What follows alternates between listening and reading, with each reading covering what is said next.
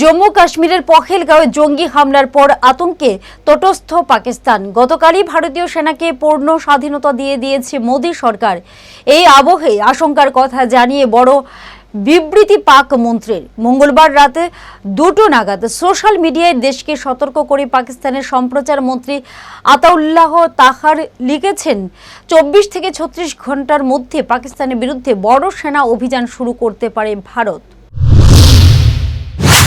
মঙ্গলবার রাতে সোশ্যাল মিডিয়ায় ভিডিও বার্তা দিয়ে পাক মন্ত্রী বলেন, বিশ্বস্ত সূত্রে আমরা খবর পেয়েছি পহেলগাঁওয়ের ঘটনার দায় আমাদের উপর চাপিয়ে আগামী 24 থেকে 36 ঘন্টার মধ্যে পাকিস্তানের উপর হামলা চালাতে চলেছে ভারত। তবে ভারতের একতরফা পদক্ষেপের পাল্টা জবাব দিতে পাকিস্তানও প্রস্তুত। একই সঙ্গে সুর নরম করে পাক মন্ত্রী জানান, পাকিস্তান নিজে সন্ত্রাসবাদের শিকার, ফলে আমরা এই যন্ত্রণা বুঝি। বিশ্বের যে কোনো প্রান্তে সন্ত্রাসবাদের ঘটনা ঘটলে আমরা তার নিন্দা জানাই। একটি দায়িত্বশীল রাষ্ট্র হিসেবে পাকিস্তান ভারতের কাছে আবেদন জানিয়েছে, এই ঘটনায় নিরপেক্ষ সংস্থাকে দিয়ে স্বচ্ছ তদন্ত করা হোক। তবে দুর্ভাগ্যবশত সংঘর্ষের পথে হাঁটার সিদ্ধান্ত নিয়েছে, যার পরিণতি ভয়াবহ হবে। পাক মন্ত্রী আরও অভিযোগ করেন, শুধুমাত্র রাজনৈতিক স্বার্থ চরিতার্থ করতে এই ধরনের পদক্ষেপ অত্যন্ত দুর্ভাগ্যজনক। তবে ভারত যদি কোনো রকম হামলা চালায়, তবে অত্যন্ত দৃঢ়তার সঙ্গে পাকিস্তান তার জবাব দেবে।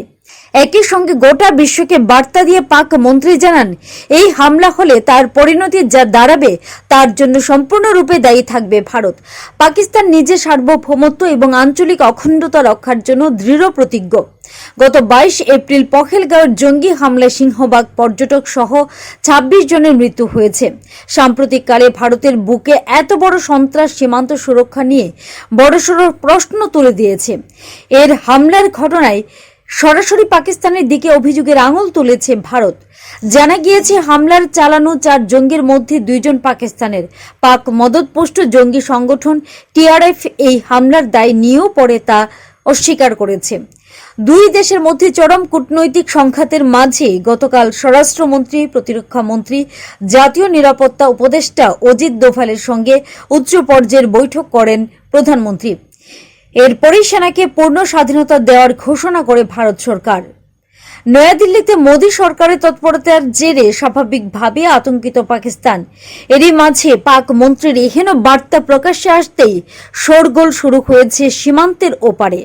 Bureau report, headlines Tripura national.